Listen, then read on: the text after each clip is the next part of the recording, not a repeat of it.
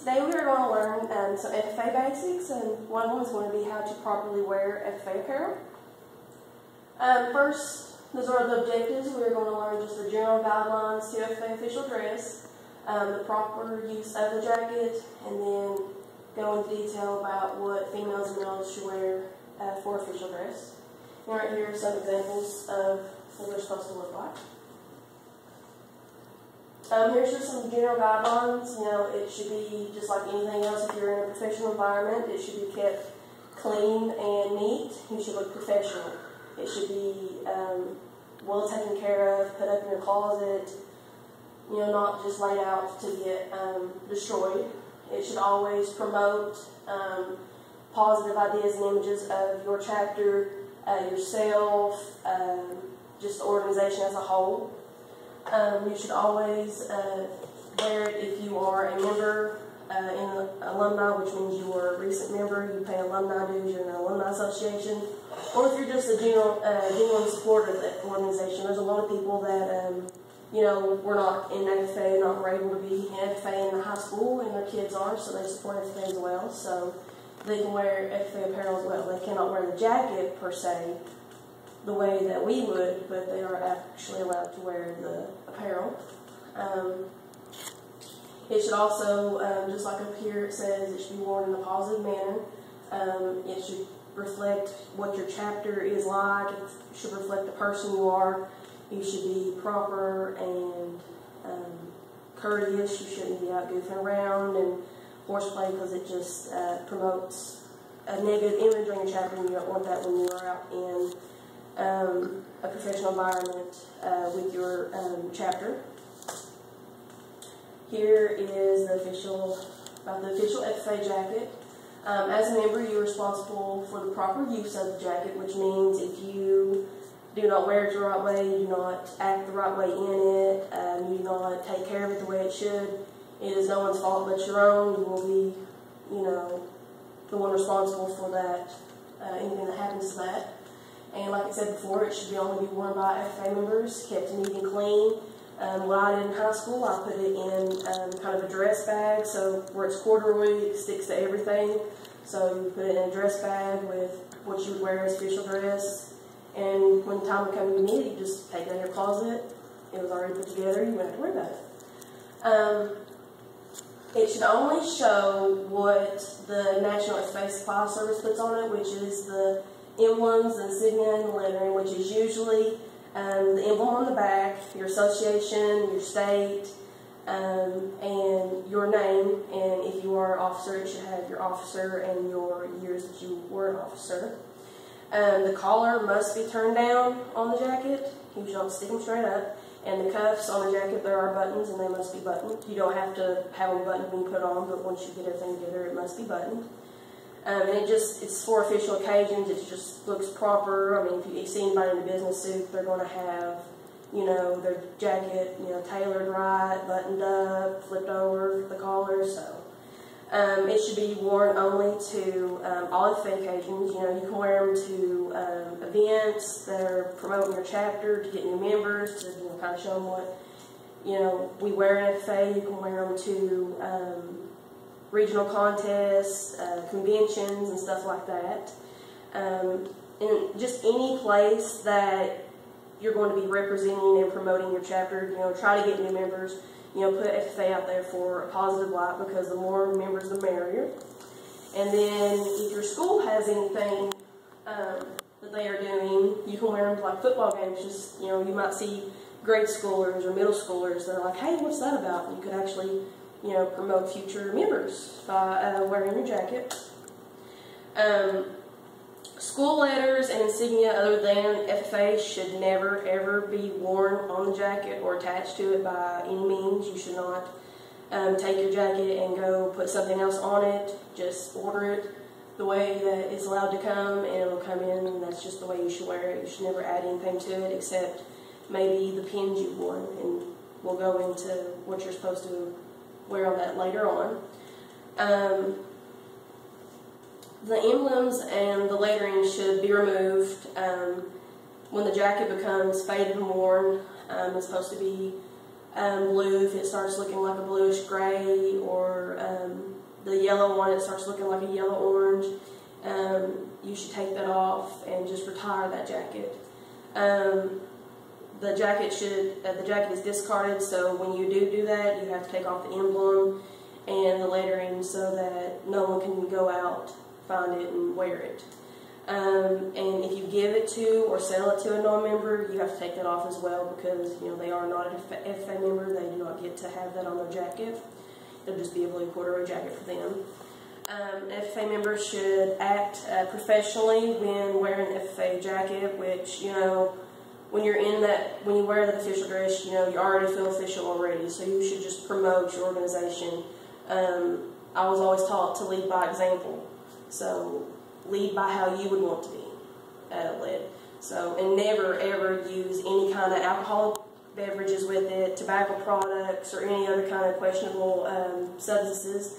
Do not have a can of tobacco in your back pocket. Do not have cigarettes stuffed in the jacket for anybody to see, because you could be at a competition, there could be little kids there that are interested in FFA, and they see that you have that, and it will look bad on your chapter if you have that in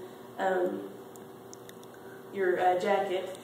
But and never ever discourage any fellow members in front of anyone or do anything inappropriate, because if another chapter or just the bystander sees you discouraging your members or just being rude or just inappropriate, they're not going to want to be in that type of organization. If it's a parent, they're not going to want their child to be a part of that, which FFA is a great organization if it is ran the right way and if the members, follow what they're supposed to do. So if you act the right way in your FFA jacket, it's just, promoting your organization.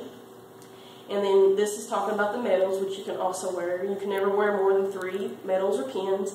If you have more than that, there is a chain you can get from the magazine or the catalog for the National FFA organization. You can just put those on your chain and have those with you, but what should be on your actual jacket, and I don't really think it matters the order, but you can put it in the order because it's your highest degree ever held, your highest office that you've ever ran for and got, and then your highest award ever earned, which is just any award within the organization, and then your degree is your state degree, chapter degree, American degree, green hand degree. Those are the only pins I think that you'll get with that. And then your highest office, you have president, vice president, secretary, reporter, treasurer, it goes on and on.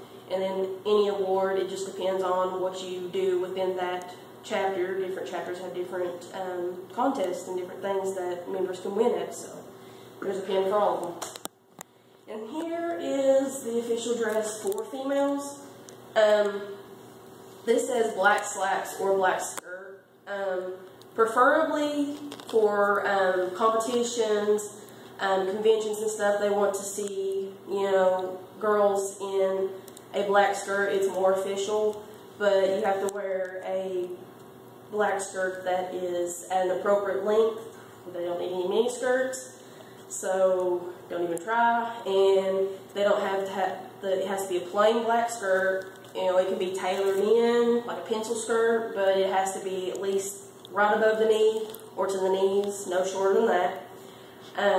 A white blouse with a collar, and what I would prefer is a structured collar, because the tighter the collar is, it holds in your scarf. It just looks, you don't have to worry about it flipping out, and it looks a lot better than just a flimsy collar. So I would prefer that, and you can get a button-up, and the button-ups can be long sleeve or short sleeve, or you can have both, depending on if you wear it in the summertime or wintertime. You have to have a FFA scarf, which they come in different designs. Sometimes the chapter has just many for any of the members to wear, and then you can buy them by ordering them through the catalog, which they're $10 or so it's not that bad. And then a pair of black dress shoes with a closed heel and a closed toe. We don't need any stilettos, just appropriate, comfortable black shoes that do not have like any designs on them, just plain black shoes. And you want to also keep in mind the height of the heel, because a lot of competitions you're walking back and forth, walking upstairs, standing on your feet for a long time. So you need to be aware that, your feet are going to start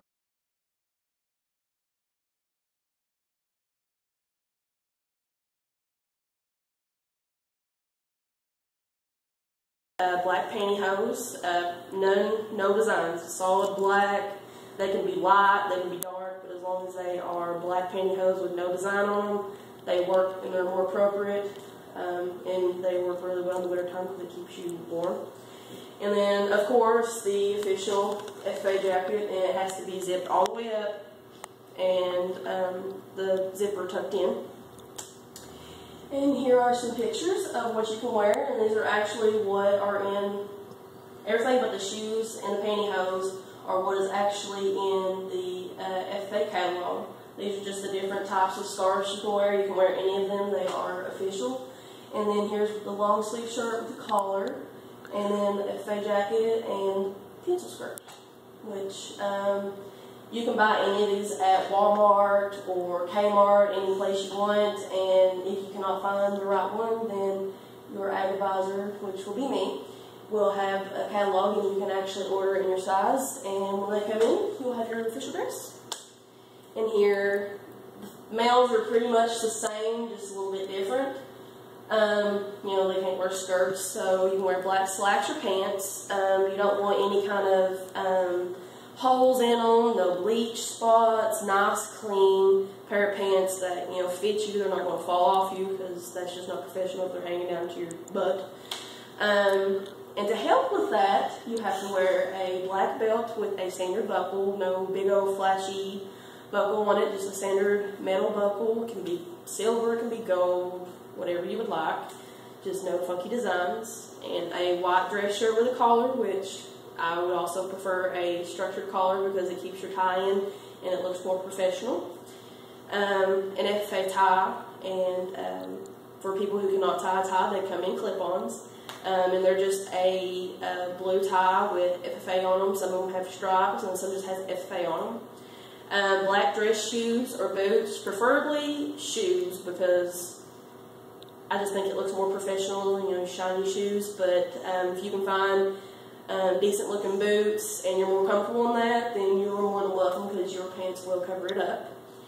Black socks if you do wear shoes, because there's a chance when you sit down, you know, your pants will go up and they can see your socks, so you want to wear black socks.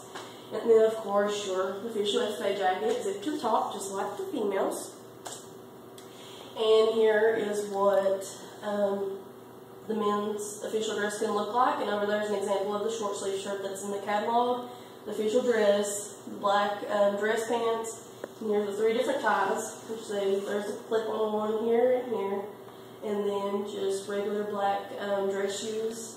This you can find at Walmart. The only thing that you cannot get at Walmart is the ties and the jackets. So just keep in mind that, and your advisor, which will be me, can order it when you need it. And that is the proper use of wearing FFA.